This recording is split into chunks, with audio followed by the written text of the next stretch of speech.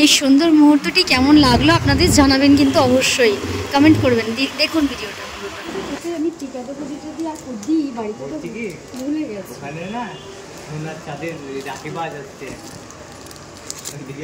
চাঁদের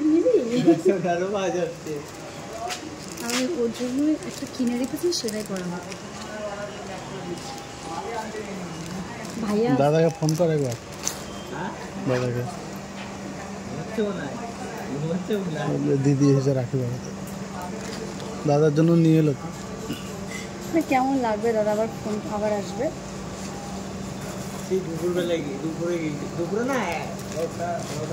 ভাইয়া যেতে পারবে না তো কি হচ্ছে, আমি আসতে পারবো তো।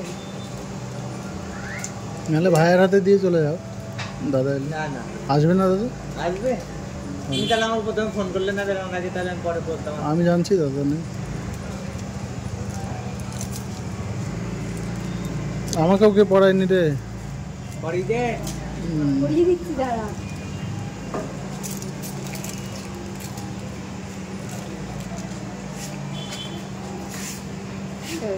তাহলে ভিতরে যেতে আমি ওখান থেকে দিতে কমালে সত্যি ঠিক আছে।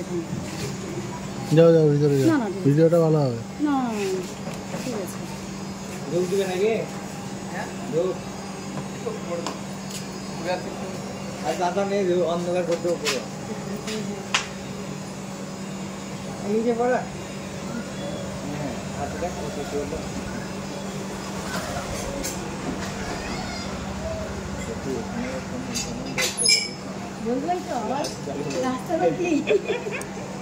বলছে এখানে আবার প্রণাম করতে বলিস না, রাস্তার ভেতর।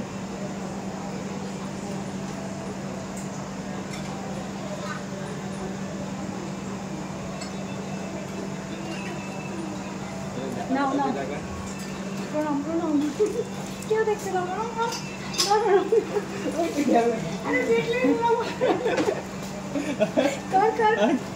কি অবস্থা রাস্তা নাকি?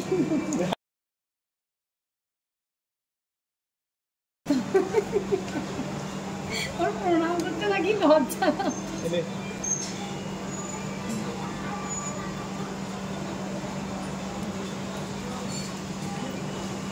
আমার ভাইয়া তো রাখি পূর্ণিমার দিন যেতে পারে, আজকে যেতে পারিনি বাড়িতে কারণ কাজের জন্য, কিন্তু আমি চলে এসেছি।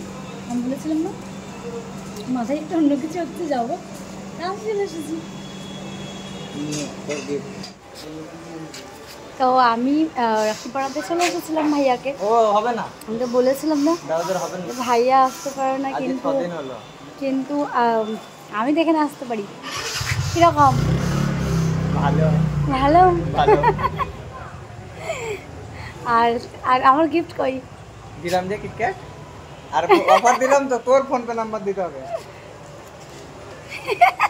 এটা আমি এনেছি প্রত্যেক বছর, এর আগের বছর টাকা দিয়েছে ও আমাকে, আসতেই করে বলেছে দিদি তোর এনে এটা কি, আমি মনে হয় শুনতে পাইনি, আমার রেখে দিয়েছে নিজের কাছে। ফোটাতে শোনো না, বলছে আমি তো এমন নয় যে বলিনি নিতে, আসতেই করে বলেছে মনে হয় দিদি আমি মনে হয় খেয়াল করিনি, বলছিলাম টাটা।